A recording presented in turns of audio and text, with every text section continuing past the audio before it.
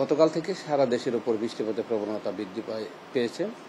বিশেষ করে বাংলাদেশের উপর যে মৌসুমি বায়ু আছে সেই মৌসুমি বায়ু সক্রিয় হয়ে যাচ্ছে, বিদায় বৃষ্টিপাতের প্রবণতা বৃদ্ধি পাচ্ছে। আর সেই সাথে বাংলাদেশের আভ্যন্তর এবং সেই সাথে উপকূলীয় অঞ্চলে একটি লো প্রেশার সিস্টেম ডেভেলপ করার সম্ভাবনা আছে আগামী 48 ঘন্টার মধ্যে। অর্থাৎ মোটামুটি মৌসুমি বায়ুর প্রভাব এবং একটি বাংলাদেশের দক্ষিণাঞ্চলে যে উপকূলীয় অঞ্চল আছে সেখান থেকে প্রচুর জলীয়বাষ্প যোগান হচ্ছে। আগামী 48 ঘন্টার ভিতরে বাংলাদেশ এবং তৎসংলগ্ন যে উত্তর বঙ্গোপসাগর আছে ওইসব অঞ্চলে একটি লঘুচাপ সৃষ্টি হতে পারে। অর্থাৎ মৌসুমি বায়ু এবং লঘুচাপের যে প্রভাব আমরা আশঙ্কা করছি সেইখান থেকেই মোটামুটি এই বৃষ্টির প্রবণতা হচ্ছে। দক্ষিণের যে বঙ্গোপসাগর সেখান থেকে প্রচুর জলীয়বাষ্পের একটা যোগান হচ্ছে, সেই জন্য কিন্তু দক্ষিণাঞ্চলে যে জেলাগুলো আছে সেই জেলাগুলোতে আমাদের বৃষ্টিপাতের প্রবণতা তুলনামূলকভাবে অন্য অঞ্চলের চাইতে বেশি হচ্ছে।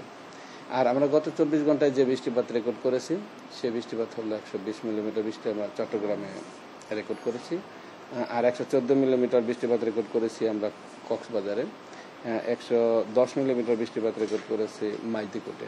অর্থাৎ আমাদের যে চট্টগ্রাম বিভাগ এবং বরিশাল বিভাগ এইসব অঞ্চলে কিন্তু বৃষ্টির প্রবণতা তুলনামূলকভাবে বেশি। আর আমরা গত 24 ঘন্টায় ঢাকাতে যে বৃষ্টিপাত রেকর্ড করেছি সেই বৃষ্টির পরিমাণ হলো 44 মিলিমিটার। অর্থাৎ যে বৃষ্টির যে ধারা সেই ধারা আমাদের এখন পর্যন্ত আমাদের প্রেডিকশন অনুযায়ী আরও 2 দিন মোটামুটি অব্যাহত থাকার সম্ভাবনা আছে। তারপরে কিন্তু বৃষ্টির প্রবণতা কমে আসবে। বৃষ্টির প্রবণতা একেবারে বৃষ্টি শেষ হয়ে যাবে না, তবে বৃষ্টির প্রবণতা কমে আসবে। অর্থাৎ বিচ্ছিন্নভাবে বৃষ্টিপাত চলতে থাকবে মোটামুটি 7, 8, 9 তারিখ পর্যন্ত। এখন যেভাবে বৃষ্টি হচ্ছে সেটা আগামী 2 দিন পর্যন্ত থাকবে। এরপরে যেটা হচ্ছে কমে আসবে বৃষ্টি। হ্যাঁ, বৃষ্টির পরিমাণ কমে আসবে বিচ্ছিন্নভাবে। পরিমাণটা বেশি হওয়ার সম্ভাবনা রয়েছে, কোন অঞ্চলে বৃষ্টির পরিমাণ বেশি সম্ভাবনা রয়েছে? আমি আপনাকে বললাম যে দক্ষিণাঞ্চলে বিশেষ করে চট্টগ্রাম বিভাগ, বরিশাল বিভাগ, খুলনা বিভাগ, সেই সাথে ঢাকা বিভাগের যে দক্ষিণাঞ্চল ঢাকা জেলা সহ এসব অঞ্চলে কিন্তু বৃষ্টির ধারাটা একটু তুলনামূলকভাবে বেশি থাকবে। আর ক্রমান্বয়ে আস্তে আস্তে বৃষ্টি কিন্তু রাজশাহী বিভাগ এবং রংপুর বিভাগ এবং ময়মনসিংহ বিভাগে বৃষ্টিপাত হবে, তবে তুলনামূলকভাবে একটু কম হবে এইসব অঞ্চলে। ঢাকা বিভাগ বা দক্ষিণের যে জেলাগুলো আছে সেই জেলাগুলোর তুলনায় উত্তরের যে জেলাগুলো আছে একটু তুলনামূলকভাবে একটু বৃষ্টিপাতের প্রবণতা কম। হ্যাঁ, আমরা গতকাল থেকে কিন্তু সামুদ্রিক যে বন্দরগুলো আছে সেই বন্দরগুলিকে আমরা 3 নম্বর স্থানে সতর্কতার সঙ্গে জারি করেছি, যেহেতু সাগর এখন উত্তাল রয়েছে। সেই জন্য সেই সাথে আমাদের সাগরে যে মাছ ধরার নৌকা এবং ট্রলারগুলো আছে তাদেরকে আমরা উপকূলের কাছাকাছি থেকে সাবধানে চলাচল করতে বলেছি।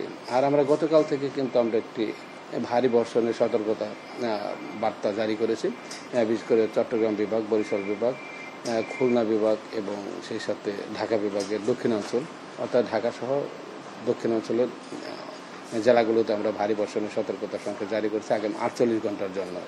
সেই সাথে যেহেতু পাহাড়ি অঞ্চল আছে আমাদের চট্টগ্রাম বিভাগে, সেই পাহাড়ি অঞ্চলগুলোতে কয়েকদিন যেহেতু একাধারে বৃষ্টিপাত হচ্ছে, সেই বৃষ্টিপাতের প্রভাবে কিন্তু মাটিগুলো নরম হয়ে যাচ্ছে, বিদায় পাহাড় ধসের কোথাও কোথাও পাহাড় ধসের সম্ভাবনা আছে।